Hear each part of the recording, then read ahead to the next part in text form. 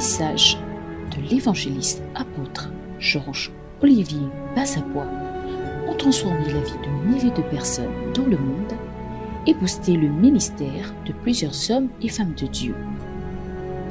Aujourd'hui, c'est votre tour. Nous vous souhaitons une excellente écoute.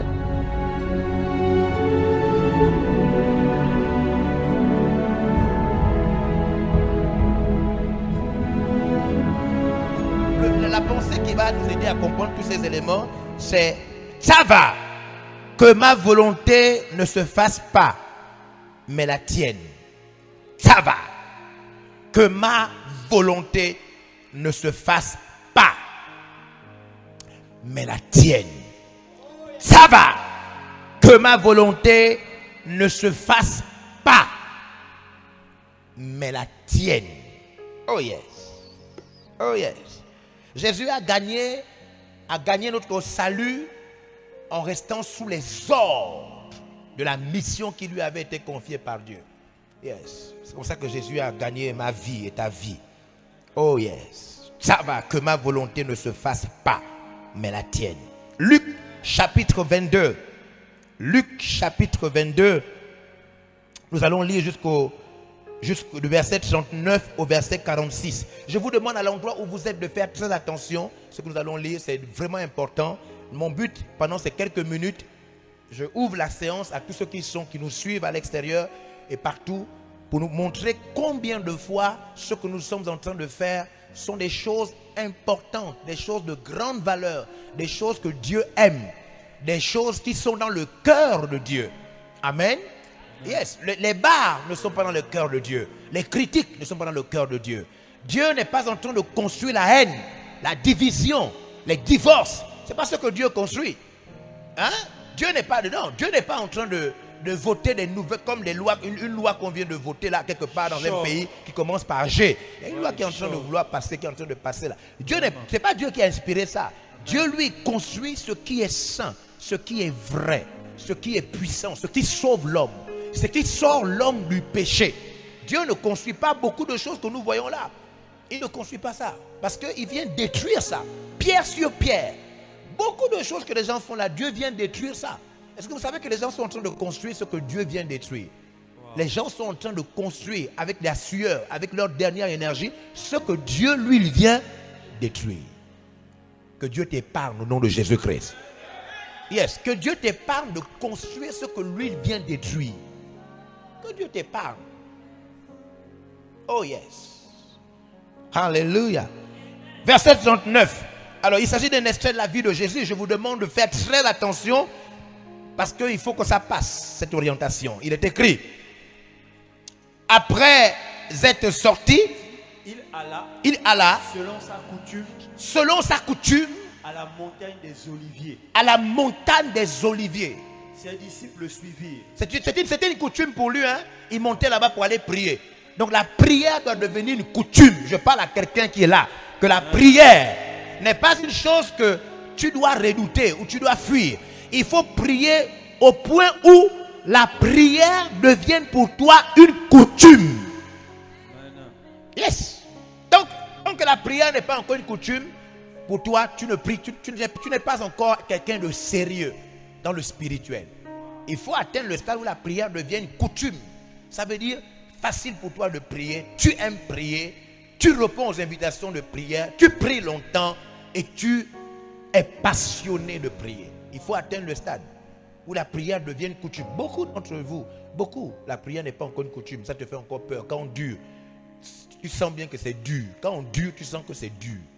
Donc tu es encore possédé des mauvais esprits, mais par le nom de Jésus-Christ, ils vont sortir de ton corps. Dis Amen. Yes. La prière doit devenir une coutume, genre quelque chose de bien, quelque chose d'habituel. C'était sa coutume. Allons-y. Il alla comme sa coutume sur la montagne des Oliviers prier. On y va. Il est écrit. Lorsqu'il fut arrivé dans ce lieu, yes, il leur dit, priez, afin que vous ne tombiez pas en tentation. La raison pour laquelle on prie, c'est pourquoi? Pour ne pas quoi? Tomber en tentation. Yes, on prie parce que les tentations sont partout. Et si tu ne pries pas, et la prière n'est pas une coutume, une des choses que tu vas vivre, c'est que tu vas à un moment tomber dans la tentation. Tout le monde est tenté. Même Jésus était tenté. Tout le monde est tenté par quelque chose. Si tu ne pries pas et si la prière n'est pas une coutume, tu vas tomber à un moment dans une tentation. Vous savez, la grande repentance dans laquelle on est nous fait savoir que il n'y a pas de péché que tu ne peux pas commettre. Quand tu es sincère, quand tu es sincère, quand tu n'es pas encore vrai, tu crois que tu ne peux pas, par exemple, sortir, coucher avec ton père, quand tu ne connais pas la vérité. Mais pourquoi ça a été écrit dans la Bible que les filles de Lot? Mais ça a été écrit pour te dire que, attention, ce péché-là existe. Si tu demandais aux filles de Lot, avant qu'elles ne sortent de Sodome et Gomorrhe, quand elles étaient encore avec... Elles étaient fiancées. Les filles de Lot. Oui, les filles de Lot étaient fiancées. Lot a dit à ses gendres, allons-y, ils ont dit, oh papa, franchement, comment tu vois tout le pays brûler? Ils se sont moqués de lui. Mais les filles de Lot avaient des amis. C'est pas des amis, des copains. Je ne sais pas bien, mais parce qu'à un moment on dit les gendres de Lot. Mais après, ils n'étaient pas dans la maison. Et puis, bon, je ne sais pas si c'était des copains. Je crois que c'était des copains. Elles avaient. Et les gars sont restés. Et les filles, écoutez bien, les filles ont suivi leur père. Elles ont laissé leur gars. Vous lisez le texte. Les deux gars sont restés. C'est pourquoi on est marié, pas pour aller en enfer. On n'est pas marié pour l'enfer. On est juste marié pour le paradis. Mais si tu vas en enfer, je ne te suis pas. On est marié. On n'est pas marié pour l'enfer. On est marié pour le paradis. Je ne sais pas si vous comprenez ce que je veux dire. Non, il y a des gens qui sont mariés pour l'enfer. Il y a des gens qui sont mariés pour l'enfer. Le mari dit quitte l'église. Le mari dit on ne prie plus. Elle ne prie plus. Ça, c'est le mariage de l'enfer. On n'est pas marié pour l'enfer. On est marié pour le paradis. Yes. On s'est lié pour aller au paradis. On ne s'est pas lié pour aller en enfer. Qui commence ce que je suis en train de dire? Yes. Oui. On ne s'est pas lié pour aller en enfer. On s'est lié pour aller au paradis, pas pour aller en enfer. Et eux, ils sont restés. Et l'ont amené. Et si vous demandiez à ces filles que, est-ce que vous partez là, vous partez coucher avec votre père? Elle te dit quoi? Oh, attends. Elle peut même s'énerver. Parce qu'elle ne savait pas que quand on dit péché là, il s'agit de la puissance irrésistible de faire le mal. Le péché est une puissance. Et le péché est plus puissant que le diable. C'est pourquoi le diable a péché. Amen. Même le diable a péché. Le diable lui-même, il a péché. Le diable lui-même, il a péché. Amen. Donc le péché aussi amène le diable en enfer. Amen. Donc le péché est plus puissant que le diable. C'est la puissance irrésistible de faire le mal. Yes. C'est pourquoi Paul dit dans 1 Corinthiens 7, il dit le bien que j'ai envie de faire, le bien dont je suis conscient qu'il faut faire, je ne fais pas. Et je fais quoi? Le mal que je n'ai pas envie de faire. Qui me délivrera? Yes. Oh yes. Donc faut pas te dire qu'il y a des péchés que tu ne peux pas commettre. Non. Prie. Protège-toi afin de ne pas tomber. Faut pas te dire qu'il y a des péchés. Plus tu vas prendre de l'âge, plus tu vas te rendre compte que, mon Dieu Seigneur, je ne sais pas si je peux commettre tous les péchés du monde. Tu peux tuer. Tu peux tuer. Ne crois pas que tu ne peux pas tuer. Tu peux tuer. C'est pourquoi prie afin de ne pas tomber. Yes. C'est la vérité. Il ne faut pas croire qu'il y a des choses que tu ne peux pas faire. Voilà. Je suis sûr qu'il y a des gens qui me disent, moi, je ne peux jamais te péder. Faut pas, tu peux être le grand pédé du pays. Faut pas. Je te dis, tu peux te maquiller, faire grossir tes fesses, marcher un peu comme ça. Juste pour que les hommes te regardent. Faut pas suivre. Je te dis, mais tu es là, tu dis que non, moi je ne peux jamais me péder. C'est parce que tu ne connais pas le péché que tu crois que tu ne peux pas devenir pédé. C'est parce que demandez à Caïn s'il avait prévu tuer son petit frère. Caïn n'a jamais prévu, quand il jouait le ballon avec Abel, Caïn n'a jamais prévu tuer Abel. Jamais. Jamais. Oh yes. Quand Jésus a vu le cœur de Judas et qu'il savait que c'est Judas qui devait le vendre. Écoutez, Judas ne savait pas. Non. Oh, Judas était sincère. Judas était très sincère. Quand Judas est venu vers Jésus, Judas ne savait pas qu'il allait vendre Jésus. Il ne savait pas. Pierre, est-ce que Pierre savait? Pierre a dit à quoi? Je dis quoi? Jamais. Jésus a dit, regarde, avant même que le coq ne chante la troisième. C'est-à-dire, il ne savait pas. C'est pourquoi prie afin de ne pas tomber. Wow. Fais attention. Quand tu es en train de dire Amen, tu écris. Est-ce que tu sais qu'un jour tu vas insulter ma mère? Quand tu vas quitter Bel Air. Tu vas insulter ma mère qui est morte. Ma mère est déjà morte. Tu vas insulter ma mère sans t'en rendre compte. C'est pourquoi prie pour ne pas tomber.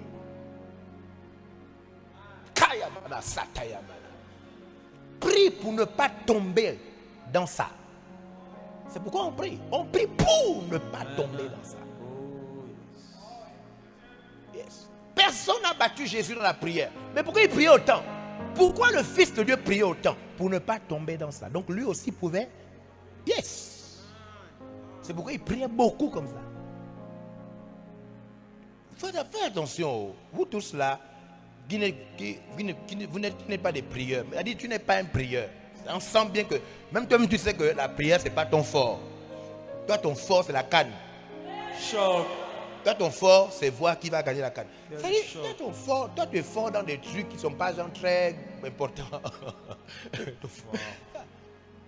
Si tu continues à négliger la prière, tu vas tomber dans ce que tu n'as jamais imaginé qu'un jour. C'est pourquoi prie. Pas la prière de l'église. Prie ta prière. C'est différent. Il y a la prière de l'église pour les objectifs de l'église. Mais il y a ta prière. Quand tu pries ta prière, de fond, on ne t'entend même pas. C'est-à-dire, c'est comme si tu rentres à l'intérieur de toi-même. Quand tu pries ta prière, de fond, on ne t'entend même pas. Tu sens comme, c'est comme si tu fais un retour vers toi-même. Tu as l'impression que là, c'est ton esprit qui parle à toi et à Dieu. Prie ta prière. Prie ta prière. Oh yes. Prie ta prière avec toute ta profondeur, avec ta sincérité. Ta prière qui supplie Dieu de te garder. Ou au fond de toi, tu supplies Dieu. Garde-moi. Protège-moi, je t'en supplie. Protège-moi. Je sais que je suis faillible. Je sais que je peux manquer à quelque chose. Je ne m'appuie pas sur ma force. Je te supplie. Dieu, aide-moi. Je t'en prie. Je veux rester attaché à toi. Yes, je veux. Ta prière. Prie ta prière. Il faut que ta prière devienne ta coutume. Il faut que ta prière devienne ta coutume. Afin de ne pas tomber dans la tentation. Oh yes. Parce qu'on tombe. On tombe. Oh Seigneur, sauve-nous. Sauve-nous. Ne nous livre pas à la tentation, mais délivre-nous du malin. Comment Jésus nous apprend à prier et il inclut la partie là. Quand vous priez, dites-lui qu'il ne vous laisse pas tomber dans la tentation, mais qu'il vous délivre. Ah. Donc à chaque fois qu'on prie, on doit toujours dire à Dieu, ne me laisse pas tomber, mais délivre-moi du malin. Oh Seigneur, aide-nous. Pitié. Pitié Seigneur, pitié. Je réalise qu'il y a des gens, vous ne pouvez pas l'imaginer, ils me suivent là sur les réseaux sociaux, ils me suivent en ligne, ils sont chantes, ils sont responsables, ils sont pasteurs, ils ont un bon cœur, mais demain ils vont me trahir. Pourquoi? Mais parce qu'il faut que le scandale arrive. Il faut que la trahison arrive. Malheur par qui ça va passer. Oh Dieu, protège-moi. David a dit, la honte, je ne veux pas être la honte de ton peuple. La honte va tomber sur ton peuple, mais que ça ne passe pas par moi. Que la honte ne passe pas par moi. On peut prier comme ça pour dire, Dieu, je ne peux pas empêcher que ça arrive, mais que cela ne passe pas par moi. Je ne peux pas empêcher que cela n'arrive, mais que cela ne passe pas par moi. Je t'en prie, Dieu, sauve-moi. Dieu, je t'en prie, sauve-moi. Que ça ne passe pas par moi. Que la trahison ne passe pas par moi. Que la déloyauté ne passe pas. Qu'abandonner l'église ne passe pas par moi. Dieu, je t'en prie.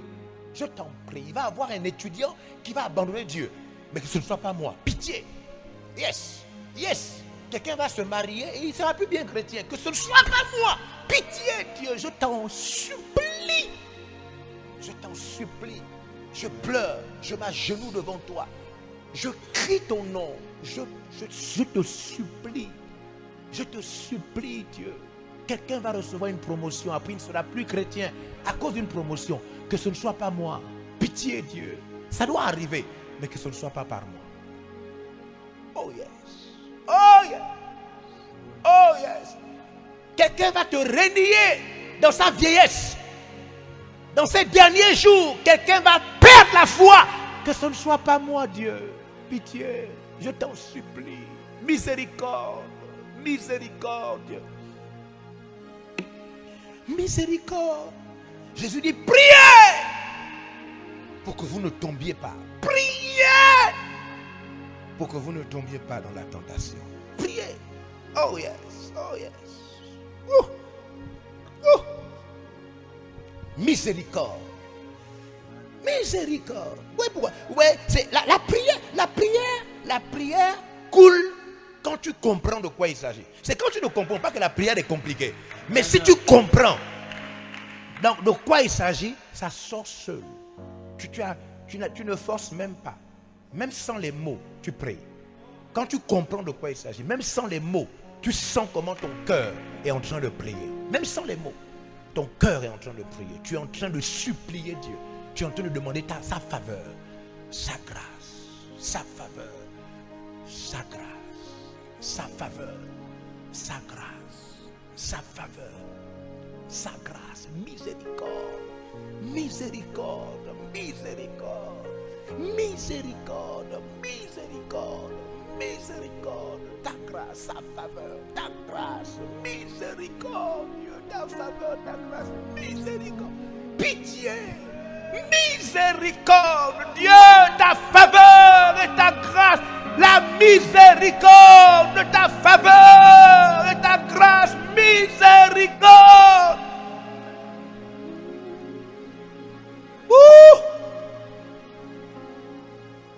Les bazataya manasa, les manamana, les manama, les manama, les manama, les manama. Mana mana ne ne ne ni ana na na na na. Kiti di di zituri mendereros. Afaya mares. Miséricorde Dieu, miséricorde.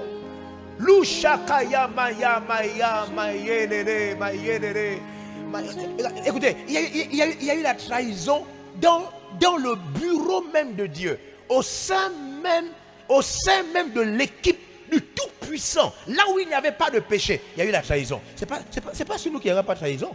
S'il y a eu la trahison dans le ciel même, le chantre principal de Dieu a trahi Dieu, le trésorier personnel de Jésus l'a trahi, c'est qu'il y a la trahison parmi nous. Mais ça ne t'arrivera pas.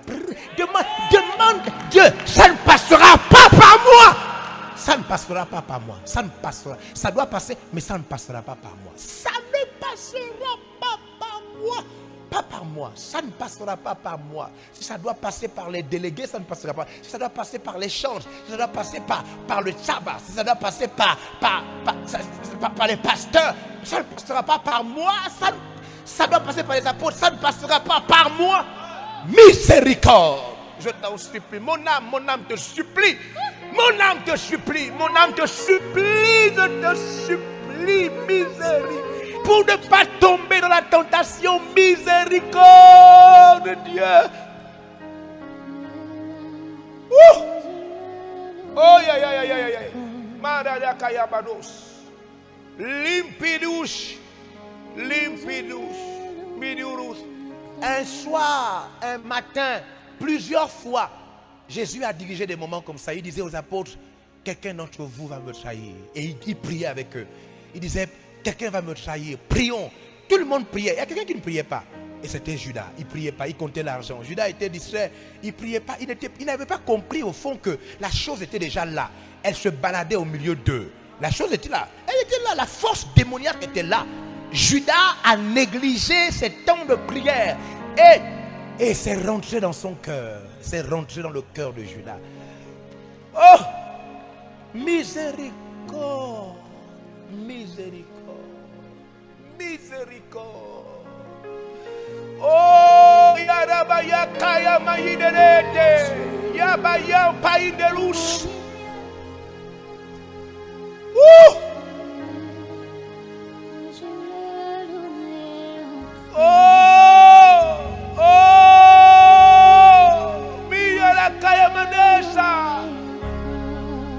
Miséricorde, miséricorde, miséricorde. Même au milieu de la tempête, Oh. tu es. Oh yeah. Moi je le louerai encore. Moi je te prierai encore. Moi je te prierai encore. Oh. Miséricorde, miséricorde, miséricorde. Oh. Bénis l'Éternel. Oh mon âme. Aie pitié, aie pitié. Bénis Aie pitié, l'Éternel. pitié, pitié, pitié, pitié. Oh mon Oh. âme. Miséricorde. Bénis l'Éternel. Oh yeah. Oh mon âme. Oh yeah. Oh yeah. Bénis l'Éternel. Est-ce que nous allons terminer tout à l'heure la rencontre publique et que nous allons revenir à la rencontre privée? Je voudrais prier pour certains d'entre vous qui n'arrivent pas à être emportés. Je peux le ressentir que tu ne connais pas prier au point où ton âme est emportée. Même quand tu es sincère, tu es toujours bloqué à un niveau. Parce que vous voyez, il y a les parvis. Et quand on est dans les parvis, il y a un instrument là. Et quand on dépasse le parvis, on avance, il y a un autre instrument là. Yes, il y a un autre. La cuve. Là où on se nettoie. Yes. Là où les commandements nous parlent. Là où personne n'est juste. Alors tu peux pas atteindre la cuve et puis tu ne te sens pas coupable devant la sainteté de Dieu. Yes. La cuve est obligée de te montrer tes péchés, tes fautes. Et quand tu dépasses la cuve, tu rentres dans le lieu saint. Et là-bas, c'est impossible. Parce que là-bas, tu rencontres le Saint-Esprit. Tu rencontres la parole. Yes. Donc, au fur et à mesure qu'on s'approche, on est censé se rendre compte qu'on est coupable en face de la sainteté de Dieu. Oh yes. La lumière de Dieu éclaire sur toi et tu vois les taches que tu ne voyais même pas. Et donc je vais tout à l'heure, quand on va terminer la rencontre publique, je vais rentrer dans la rencontre privée, je vais prier pour certains d'entre vous pour que vous puissiez apprendre à avancer dans la sainteté et à reconnaître votre état coupable devant la sainteté de Dieu.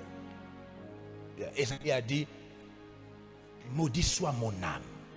Jean, lui, il était déjà apôtre. Mais quand il est rentré, il dit, toutes mes forces me quittèrent. Et ça, il est tombé.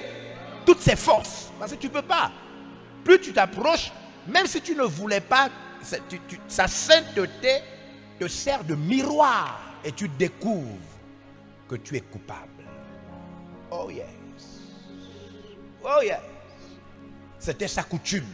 Jésus avait la coutume de monter, d'aller sur le mont, la montagne des Oliviers, et il priait. Et il dit à ses disciples, priez afin de ne pas tomber dans la tentation. Alléluia. Yes, yes, yes. Assieds-toi maintenant.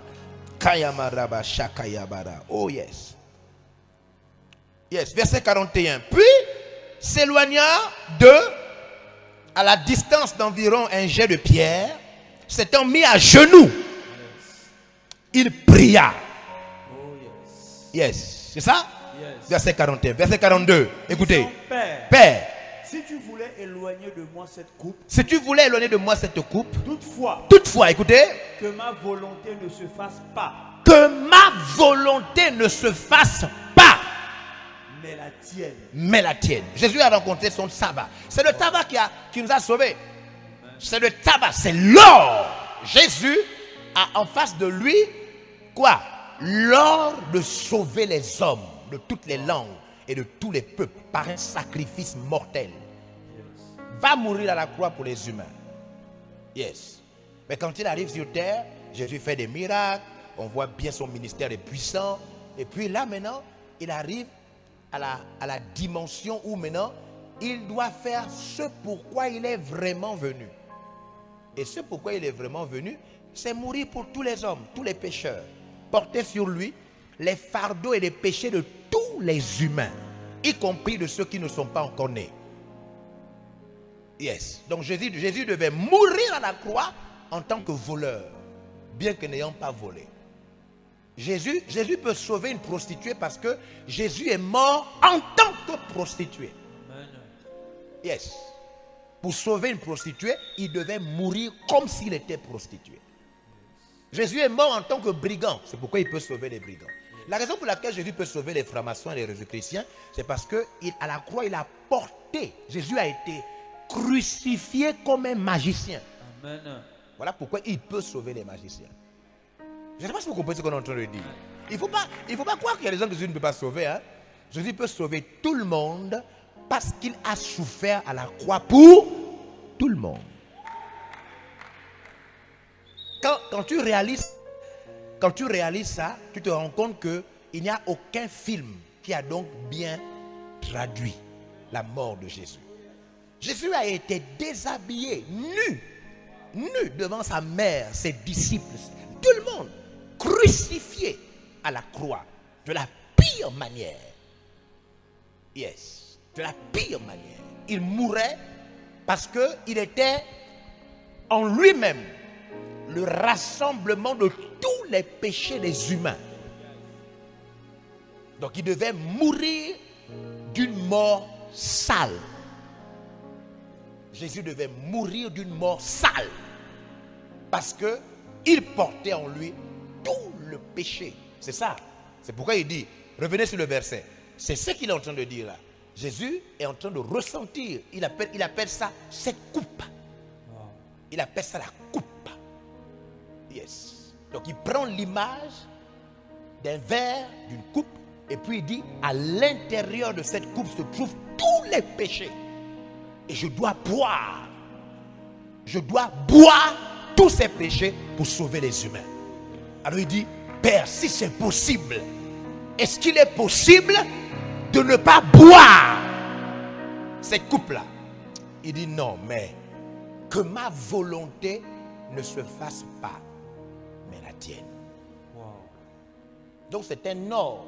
Les hommes ne peuvent être sauvés que si quelqu'un boit cette coupe. Wow. Les humains ne peuvent être sauvés que si quelqu'un prend leur place à la croix. Donc il prend la coupe. Il dit, oh, cette coupe, regardez la suite des versets. Regardez, je vais vous montrer la suite des versets. Il faut que les gens comprennent où on est en train de partir. Alors, un ange lui est apparu du ciel. C'est le verset qui a suivi, c'est ça? Pour le fortifier. Oui, on y va. Étant en agonie, il priait plus intensement. Oui. Et sa sueur devint comme des grumeaux de sang qui tombaient à terre. C'est ça? Yes. Yes. Bon, vous expliquez ce que ça signifie ce passage. Allons-y, avançons. Oui. Après avoir prié, il se leva et vint vers les disciples qu'il trouva endormis. Les disciples ne sont pas en train de vivre la même chose que lui. Ils sont ses disciples, mais ils ne sont pas encore vraiment ses disciples. Pourquoi? Parce qu'ils n'ont pas son esprit. Ils n'ont pas son esprit. Ils sont avec lui, mais ils n'ont pas son esprit. Vous pouvez avoir des gens avec vous qui n'ont pas votre esprit. Donc eux, ils dorment. Lui, il est en train de déprimer. Là, Jésus est en train de déprimer. Il fait même une dépression. C'est ça qu'on appelle l'agonie. Donc Jésus commence à délirer. Il commence à délirer. Vous allez voir comment Luc le médecin nous présente ça. Allons-y. Verset suivant.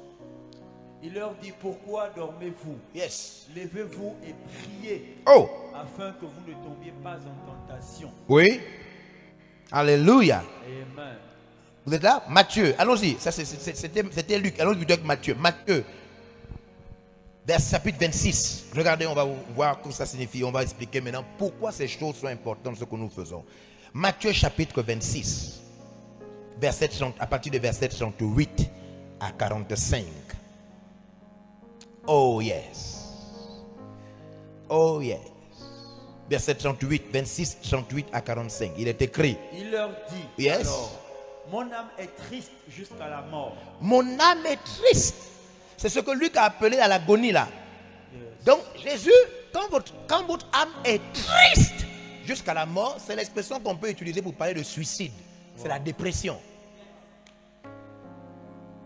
Triste au point de mourir.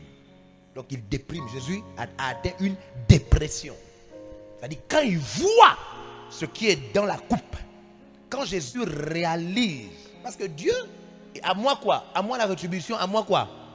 Donc normalement, la mort de Jésus est quoi? La vengeance de Dieu contre les criminels, les voleurs, les homosexuels, les lesbiennes. Donc Dieu dit, si vous me trouvez quelqu'un sur qui ma justice se venge, je ne punis plus les autres. Donc Jésus dit, laisse-les, venge-toi sur moi. Donc il prend sur lui tous les péchés. Et il demande à la justice de Dieu de se venger sur lui. Et quand Jésus meurt à la croix, Dieu n'est plus avec lui. Hein? C'est pourquoi il dit à Dieu, Père. Hein? Elohim. Elohim. C'est ça, la bâche. C'est-à-dire, Jésus, il dit, bon, pourquoi tu m'abandonnes? Parce que Dieu s'aurait été. Parce que Dieu n'est plus avec lui. Dieu se venge de tous les péchés des humains sur lui. Wow, magnifique. Dieu se venge. Et quand Jésus meurt, vous savez pourquoi il meurt? Il meurt pour les péchés passés, les péchés présents, et Jésus meurt pour les péchés que les hommes allaient commettre et qui n'existaient pas encore. C'est pourquoi là, Matthieu dit, il est sûr, il est en train de marcher dans le jardin de Gethsemane, il sent la dépression. Il marche seulement, il sent déjà que l'heure de la vengeance de Dieu arrive, et donc il sent la dépression. Mon âme est triste à la mort. C'est ce qu'il ressent. Mon âme est triste à la mort. Oh yes. Oui. Regardez comment le Tsava travaille. Restez ici. Yes, il leur dit, oui, mon âme est triste à la mort, jusqu'à la mort. Restez ici et veillez avec moi. C'est ça? Yes. Veillez avec moi. Ça s'approche. Yes. Ça s'approche. On y va? Puis ayant fait quelques pas. Regardez. Il se jeta sur sa face. Et pria ainsi. Écoutez. Mon Père. Si possible, que cette coupe s'éloigne de moi. C'est la coupe là. La coupe là, il faut la comprendre. Tout à l'heure, je vous explique ça en privé. La coupe là, si tu ne la comprends pas, tu ne sers pas Dieu, même si tu es dans l'église. Il y a une coupe que tu dois boire. Tout le monde doit boire une coupe. Amen. Tout le monde. On ne sert Dieu que quand tu bois une coupe. La raison pour laquelle les gens abandonnent la foi, c'est parce qu'ils comptent être chrétiens sans boire quelque chose. Quand tu ne sais pas que tu vas boire quelque chose, quand tu ne comptes pas boire quelque chose, la coupe, les coupes là, tu les vois dans l'Apocalypse partout dans toute la vie, tu vas voir ces coupes là. Quand tu es chrétien et tu sais que tu vas boire quelque chose, tu le sais. Tu le sais. Non, tu sais. Tu n'as pas une vie chrétienne évasive où tu fais comme tu veux, où tu deviens ce que tu veux. Tu vas boire quelque chose. C'est pourquoi Matthieu reprend la même chose, lui aussi. Il dit, mon Père, s'il est possible que cette coupe s'éloigne de moi, toutefois, non pas ce que je veux, mais ce que tu veux. Non pas ma volonté, mais la tienne. Que ma volonté ne se fasse pas. Que ma... Ça là, tu peux être comme tu veux, tu peux chanter, tu peux prier, tu peux être dans la sécurité, tu peux dans l'accueil, tu peux avoir fait 10 ans dans l'église. Dès que tu n'as pas encore traité, la volonté de qui se fait? La tienne ou le tsava? Quand tu n'as pas encore traité ça, tu ne sers pas encore Dieu. Il ne faut pas penser à tout. On est sur une seule chose. Quelle est la volonté qui maintenant doit s'accomplir? Le tsava ou ta volonté? C'est-à-dire, tu peux essayer de fuir en étant sincère. Ok, ça c'est bien, mais ce point-là reste là.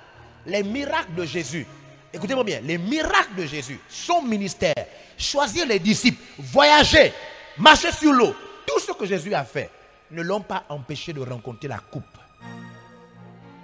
Donc, il ne faut pas te dire que parce que tu pries, parce que tu chantes, parce que tu es ceci. Ça, c'est d'autres sujets. La coupe est toujours là. Qu'est-ce qui s'accomplit dans ta vie? Ta volonté ou le tsava? Les activités que tu fais en Dieu ne peuvent pas t'empêcher de rencontrer cette partie de ta vie. Cette partie de ta vie est indiscutable. Tu dois la rencontrer. C'est ta volonté ou le tsava. Qui sait que Jésus a fait des miracles? Qui sait qu'il a marché sur l'eau? Qu'il a chassé les démons? Qu'il a guéri les malades? Jésus a fait beaucoup de choses.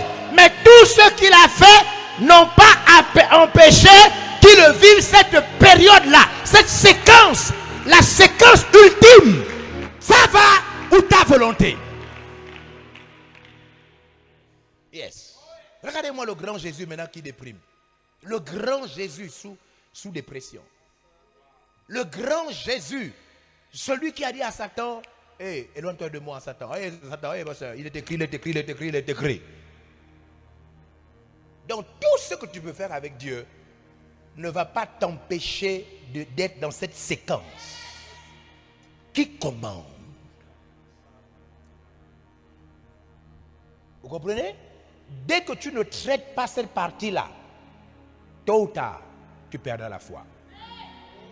Même si j'apprête 40 ans, tant que tu ne traites pas ça, Satan sait que tu es toujours un peu de son côté. Il ne faut pas suivre. Hein? Même si tu es engagé à fond, il sait que tu es toujours un peu de son côté. Ta volonté ou sa volonté? Ça va, c'est la volonté d'un supérieur sur un inférieur. Ta volonté ou sa volonté? Ta volonté ou sa volonté? Ne t'embrouille pas. Cette séquence de la vie chrétienne, tu ne peux pas la fuir. Ta volonté ou sa volonté? Qui prime? Et vous voyez, Jésus, regardez, asseyez-vous, on va lire, regardez. Vous suivez-moi, vous êtes quelque part au Canada ou en Afrique du Sud et tu me suis. C'est une partie que les chrétiens francophones essayent de vouloir dribbler Dieu. C'est pourquoi on a beaucoup de faux membres, beaucoup de faux chrétiens et même des faux pasteurs. On a des gens que vous ne pouvez pas amener à un degré d'implication parce qu'ils essayent de fuir cette partie. Ils veulent fuir ça par des services, par des ministères, par la puissance, par les comités. Non, on ne peut pas fuir cette partie-là. Jésus a fait tous les services du monde, mais il est toujours revenu là. Quand tu voyais Jésus guérir les malades, tu pouvais déjà croire que c'est la volonté de Dieu qui s'accomplissait dans sa vie? Non. Ça ne veut pas dire que Dieu le commandait. Jésus a pris le corps. Il était comme un homme. Quand tu l'as vu répondre dans le désert à Satan, il a dit non, Satan, il est écrit, hein, l'homme ne vivra pas seulement de pain. Tu pouvais croire que Jésus il faisait toute la volonté de Dieu. Hein. Non, c'était juste une partie de la vie spirituelle. Voici la vraie partie ici. La coupe. Non pas ma volonté, mais la tienne. Il dit que ma volonté ne se fasse pas. Écoutez bien, que ma volonté ne se fasse pas, mais la tienne. C'est comme ça que Luc nous dit. Maintenant, Matthieu lui nous dit, Matthieu lui nous dit, non pas ce que je veux, mais ce que tu veux. Ça là, quand je crois que le grand problème du monde francophone, c'est qu'on ne traite pas ça. Et je crois que Bishop Dag a des ingénieurs de toutes formes, des médecins qui travaillent à fond pour Dieu parce qu'eux, ils ont traité ça.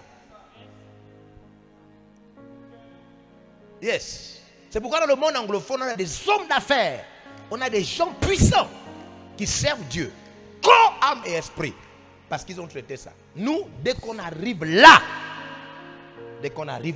les gens préfèrent leur volonté à celle de Dieu. Donc c'est pas qu'on n'est pas appelé, on est appelé, mais nous on s'arrête là, nous on est bloqués là. Les pères qui sont venus avec moi avant nous sont bloqués, étaient bloqués là. Les gens qui étaient sincères avant nous, avant qu'on ne soit chrétiens, sont tombés là. Le monde francophone n'arrive pas à dépasser la limite là, celle-là, celle-là. Oh, yes. Là, celle-là, là.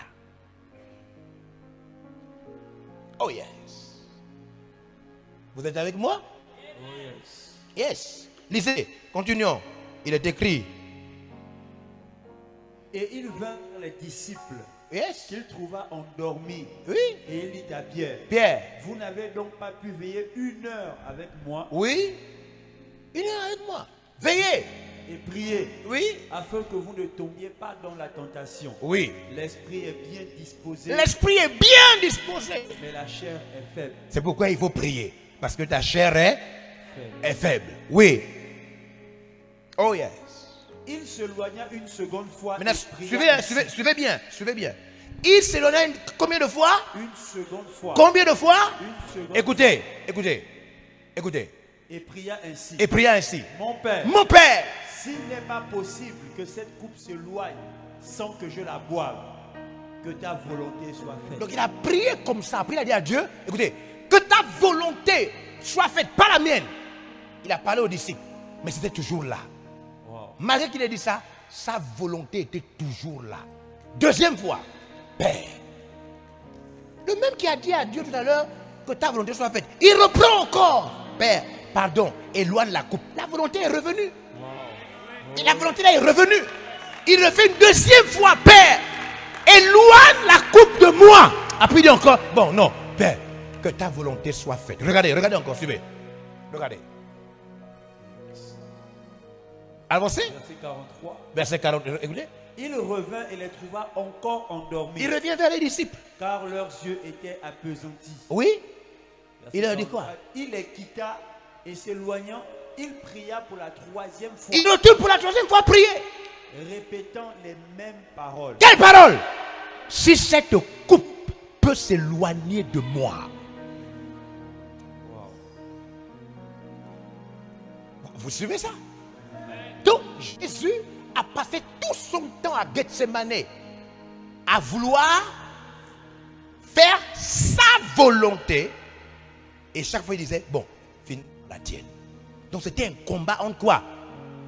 La volonté de Dieu, le tsava, et puis sa volonté. Chaque fois, il répétait les mêmes paroles.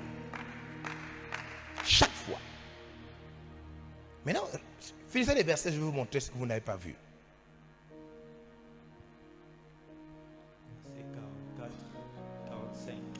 Puis il alla vers ses disciples et leur dit, Oh yes. vous dormez maintenant et vous vous reposez. Oh yes. Voici l'heure est proche et le Fils de l'homme est livré aux mains des pécheurs. Oh yes. Maintenant suivez. Première question. Quelle était la tentation de Jésus? Deuxième question. Quelle était l'intensité de cette tentation? Quelle était la tentation de Jésus? Sa tentation c'était quoi? Tomber dans sa volonté. Savez-vous que Satan n'était pas là? Non. La plus grande des épreuves de Jésus était sa volonté. Dans le chapitre 4 de Matthieu, on dit bien que Satan était là, non? Là, on ne dit pas que Satan était là. Non, Satan n'était pas là. Vous savez ce qu'il avait fait, Satan? Quand Satan s'est éloigné de Jésus dans Matthieu 4 et Luc 4, vous savez ce que Satan a fait? Satan a marché autour de Jésus et ses disciples pendant tout le ministère de Jésus. Chaque fois que Jésus était en train de travailler pour Dieu, prier pour les malades, jeûner, prier. Jésus faisait tous les miracles. Et Satan lui faisait une seule chose. Il activait sa volonté. Satan était seulement un peu comme on souffle le feu. On fait ça, non? Quand on veut que le feu augmente, n'est-ce pas? Donc, dans le ministère de Jésus, Jésus faisait tout. Écoutez-moi bien. Il chassait tous les démons, sauf le démon de sa volonté. Jésus avait tout vaincu dans son ministère, sauf le démon de sa volonté. Et Satan attendait Jésus au rendez-vous à Gethsemane. Et à Gethsemane, Satan n'avait plus besoin d'être là, puisque la volonté de Jésus elle-même allait faire tout le travail. Jésus était entre sa volonté et le tava. Le conflit de la volonté de Jésus et l'ordre de Dieu a amené Jésus dans la dépression. Les textes disent que Jésus s'est mis à prier intensément à un point où les vaisseaux sanguins ont explosé. Mais pourquoi Jésus se met dans cet état? Pourquoi Jésus déprime comme ça? Pourquoi Jésus tombe à genoux plusieurs fois? Pourquoi il répète les mêmes paroles? Pourquoi il devient comme fou? C'est parce que votre volonté est bien plus puissante que vous imaginez. Vous n'imaginez pas. Elle est contre le tava. Votre volonté est contre le tava, l'ordre de Dieu. Jésus est en train de devenir fou entre la volonté de Dieu et sa volonté. Chaque fois, il tend vers sa volonté. Il met la volonté de Dieu toujours à la fin de la prière. Hein. Il dit d'abord que cette coupe s'éloigne de qui? De moi. Après il dit non, ta volonté. On sent bien comment sa volonté veut le récupérer. Jésus se bat contre sa volonté de toutes ses forces. Oui, de toutes ses forces. Puisqu'un ange est obligé de descendre du ciel pour fortifier Jésus contre sa volonté. L'ange ne vient pas fortifier Jésus contre le diable. L'ange vient fortifier Jésus contre sa volonté personnelle. Oh yes. Est-ce que vous comprenez? Quand vous lisez la Bible, vous allez vous rendre compte que dans les tentations de Jésus, Jésus chasse le diable et Jésus chasse Satan. Jésus dit à Satan, oh Satan, il est écrit, tu adoreras le Seigneur lui seul. Mais dans ce passage, Jésus ne prie pas 3 fois contre le diable. Il prie 3 fois de toutes ses forces contre sa volonté. Qu'est-ce que ça veut dire? Mais ça veut dire que la plus grande de cachette de Satan est dans ta volonté. Satan se cache au fond dans ta volonté.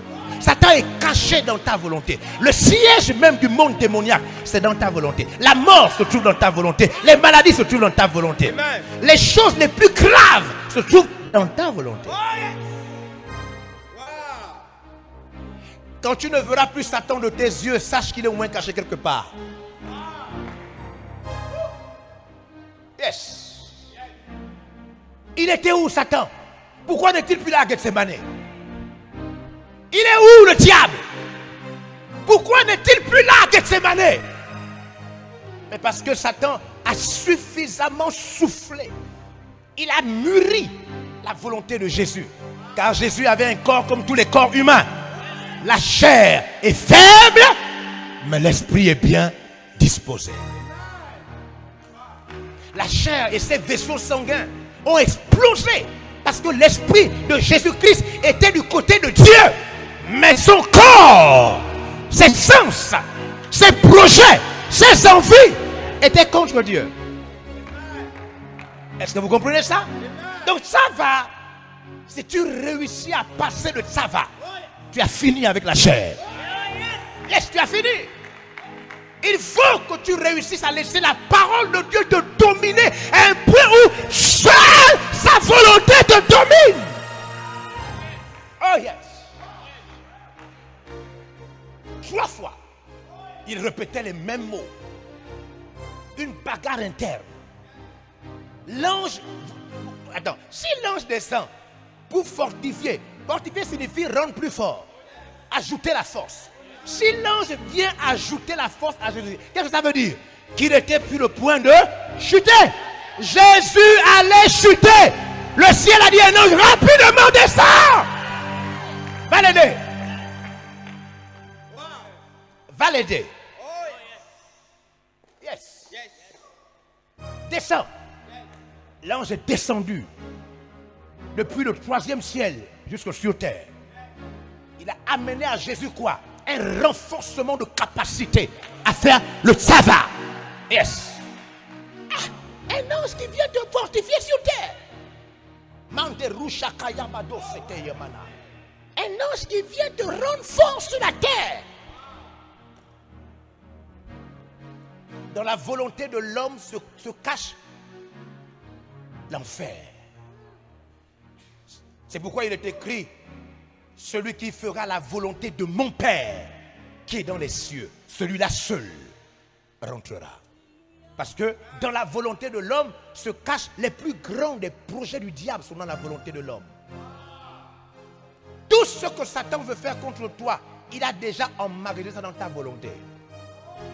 La mort précoce, l'échec total, échouer dans le ministère, être l'objet de scandales dans les réseaux sociaux et partout, ça se cache dans ta volonté. Si tu écoutes ta volonté, tu finiras maudite et maudit. Ta volonté est le plus grand poison que Satan a mis en place pour te détruire. Yes. C'est pourquoi ça va. C'est la guerre contre ta volonté. Il s'agit de livrer une guerre acharnée contre ta volonté. Tu dois savoir, écoute-moi très bien, si le dernier combat de Jésus, c'était de vaincre sa volonté personnelle, alors ton dernier combat est de vaincre ta volonté personnelle. Ton dernier combat, le combat que tu ne pourras pas échapper, auquel tu ne pourras pas échapper ou fuir, c'est celui que la volonté de Dieu se fasse et non la tienne. Clair. Ça, tu peux faire tout ce que tu veux. Tu peux être pasteur, délégué, tu peux porter les robes, tu peux tout faire, porter la croix. Tu ne peux pas fuir cette séquence. C'est une séquence que tu ne peux pas échapper. Le tsava contre ta volonté. Le tsava, la volonté de Dieu, l'ordre de Dieu contre ta volonté. Oh yes. Une guerre intense. La plus grande des tentations. Le péché logé dans la volonté humaine. Le péché est logé même dans la volonté humaine. Ce que l'homme veut, Dieu ne veut pas. Dieu ne veut pas ce que l'homme veut. La volonté de Dieu est opposée à la volonté de l'homme. Tout homme qui fait sa volonté est opposé à Dieu. Qui comprend ce qu'on est en train de dire? Oh yes. C'est pourquoi vivre la vie chrétienne, c'est céder. Seigneur, à tes ordres. Yes. Antelomai. Seigneur, à tes ordres. Je fais ce que tu dis. Peu importe ce que ça me coûte, je fais ce que tu dis. Vous savez, c'est la première attitude qu'on avait quand on s'est converti. Mais depuis que tu es chrétien, Satan a soufflé sur ta volonté. Elle a repris le contrôle. Elle a grandi. Elle s'est animée de raisonnement et de pensée. Mais quand tu t'es converti, au début, tu voulais vraiment seulement faire la volonté de Dieu. Yes. Au début, quand tu es venu à Jésus-Christ, quand Dieu t'a touché pour la première fois, avant que Satan ne travaille ta volonté, avant que Satan ne mûrisse ta volonté, tu étais prêt à tout faire pour Dieu.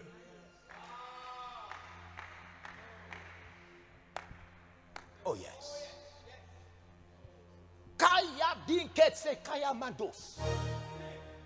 Qu'est-ce qu'il fait donc Satan? Satan ne compte pas utiliser les fusils nocturnes pour te détruire. Il ne peut pas. Il est comme un lion paralysé qui tourne autour de toi. Il ne compte que sur une seule chose. Satan n'a qu'une seule chose, la dernière des choses. Ta volonté dans ton cœur. Satan prie chaque jour que ta volonté mûrisse, grandisse, qu'elle soit au-dessus des versets que tu as lus, au-dessus des jeûnes que tu fais, au-dessus des prières que tu élèves. Il veut que ta volonté se fasse et que la volonté de Dieu ne se fasse pas. C'est ça sa prière. Il ne faut pas croire que parce que tu ne vois pas que Satan t'attaquer la nuit, le matin, il ne faut pas croire qu'il n'est pas autour de toi. Il est là. Il est là. Juste qu'il fait un autre travail. Il mûrit ta volonté. Il mûrit ta volonté. Il mûrit ta volonté. Il mûrit ta volonté.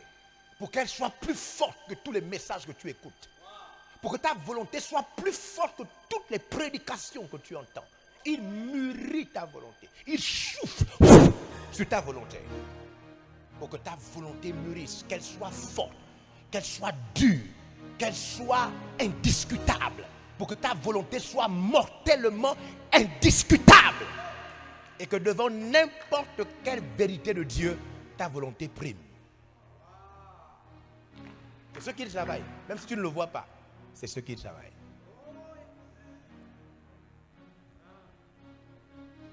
Oh yes. C'est pourquoi nous disons ça va. Yes. Ce que Dieu dit me commande. Non pas ma volonté, mais la tienne. Non pas ce que je veux, mais ce que tu veux. Oh yes. Non pas ce que je veux, mais ce que tu veux.